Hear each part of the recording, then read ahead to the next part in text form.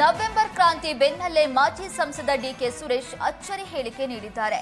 DCM DK Shivakumar ಹಣೆಯಲ್ಲಿ ಬರೆದಿದ್ರೆ ಖಂಡಿತ CM ಆಗ್ತಾರೆ ಅಂತ ಬೆಂಗಳೂರಲ್ಲಿ ಮಾಜಿ ಸಂಸದ ಡಿಕೆ ಸುರೇಶ್ ಹೇಳಿದ್ರು. ಅಣ್ಣನನ್ನ ಸಿಎಂ ಮಾಡಬೇಕು ಎನ್ನುವ ಆಸೆ ನನಗೂ ಇದೆ. ಕಾಂಗ್ರೆಸ್ ಕ್ರಾಂತಿ ಬಗ್ಗೆ ನನಗೆ ಯಾವುದೇ ಮಾಹಿತಿ ಇಲ್ಲ. ಸಿದ್ದರಾಮಯ್ಯ ಚುನಾವಣೆಗೆ ಸ್ಪರ್ಧಿಸಿದ್ರೆ ಒಳ್ಳೆಯದು ಅಂತ ಡಿಕೆ ಸುರೇಶ್ ಹೇಳಿದ್ರು.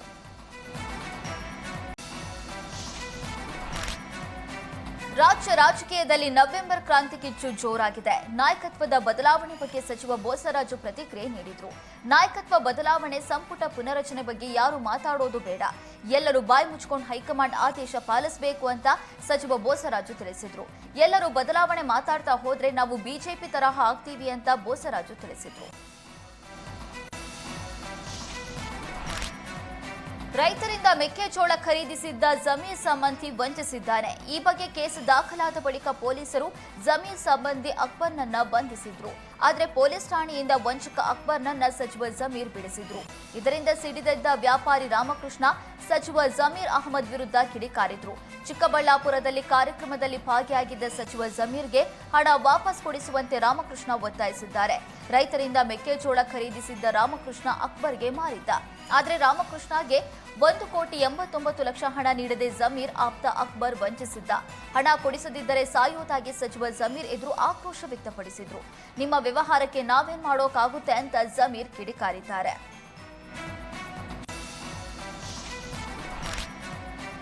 ರಾಯಚೂರಲ್ಲಿ ಶವ ಸಂಸ್ಕಾರಕ್ಕೆ ಜಾಗವಿಲ್ಲದೆ ಗ್ರಾಮಸ್ಥರು ಪರದಾಡುವಂತಾಗಿದೆ. ಸಿರವಾರ ತಾಲೂಕಿನ ಮಲ್ಲಟ ಗ್ರಾಮದಲ್ಲಿ ಶವ ಹೂಳೋದಕ್ಕೆ ಜಾಗವಿಲ್ಲದ ಕಾರಣ ಹಳ್ಳ ದಾಟಿ ಜಮೀನಿನಲ್ಲಿ ಅಂತ್ಯ ಸಂಸ್ಕಾರ ಮಾಡಬೇಕಾದ ಸ್ಥಿತಿ ನಿರ್ಮಾಣವಾಗಿದೆ. ಗ್ರಾಮದ ಹಳ್ಳಕ್ಕೆ ರಸ್ತೆ ಇಲ್ಲದ ಕಾರಣ ರಭಸವಾಗಿ ಹರಿಯುವ ನೀರಿನಲ್ಲೇ ಶವ ಹೊತ್ತು ಸಾಗಬೇಕಿದೆ. ಗ್ರಾಮದ ಬಳಿ ರುದ್ರಭೂಮಿ ನಿರ್ಮಾಣಕ್ಕೆ 2 ಎಕರೆ ನಿಗದಿ ಮಾಡಿದ್ರೂ ಇನ್ನೂ ಜಾಗ ಗುರುತಿಸಿಲ್ಲ. ಹಳ್ಳ ಬಂದಾಗಲೆಲ್ಲ ಶವ ಸಂಸ್ಕಾರಕ್ಕೆ ಗ್ರಾಮಸ್ಥರು ಪರದಾಡಬೇಕಿದೆ. ಇದರಿಂದ ಕೂಡಲೇ ಗ್ರಾಮಕ್ಕೆ ಸ್ಮಶಾನ ಹಾಗೂ ಹಳ್ಳಕ್ಕೆ ಸೇತುವೆ ನಿರ್ಮಿಸುವಂತೆ ಗ್ರಾಮಸ್ಥರು ಆಗ್ರಹಿಸಿದ್ದಾರೆ.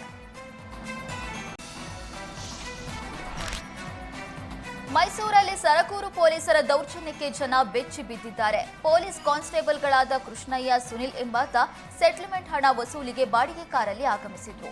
ಹಣಕಾಸಿನ ವಿಚಾರಕ್ಕೆ ಕೆಂಪರಾಜು ಮೇಲೆ ಮಹಿಳೆಯೊಬ್ಬರು ದೂರು ಕೊಟ್ಟಿದ್ರು. ಮಹಿಳೆ ದೂರು ಆಧರಿಸಿ ಕೆಂಪರಾಜುವನ್ನ ಠಾಣೆಗೆ ಕರೆಸಿ ವಿಚಾರಣೆ ನಡೆಸಲಾಗಿತ್ತು.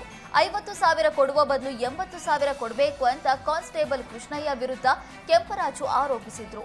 ಬಳಿಕ ಮೆಟಗಳ್ಳಿಯಲ್ಲಿ ಬಾಡಿಗೆ ಮನೆಯಲ್ಲಿ ವಾಸವಾಗಿರುವ ಕೆಂಪರಾಜು ನಿವಾಸದ ಮುಂದೆ ಹಣ ಕೊಡುವಂತೆ ಗಲಾಟೆ ಮಾಡಿದ್ದಾರೆ. ಕೆಂಪರಾಜು ಹೆಂಡತಿ ಮಕ್ಕಳು ಚೀರಾಡಿದ್ರು. ಬಿಡದೆ ರಸ್ತೆಯಲ್ಲಿ ಪೊಲೀಸ್ ಪೇದೆಗಳು ಹೈಡ್ರಾಮಾ ಮಾಡಿದ್ದಾರೆ. ಪೊಲೀಸ್ ಪೇದೆಗಳ ದೌರ್ಜನ್ಯ ಹಿನ್ನೆಲೆ ಮೆಟಗಳ್ಳಿ ಪೊಲೀಸರಿಗೆ ದೂರು ಕೊಟ್ಟಿದ್ದಾರೆ. ಗಲಾಟೆ ಮಾಡ್ತಾ ಇದ್ದ ಪೇದೆಗಳನ್ನ ಮೇಟಗಳ್ಳಿ ಪೊಲೀಸರಿಗೆ ಸ್ಥಳೀಯರು ಒಪ್ಪಿಸಿದ್ದಾರೆ.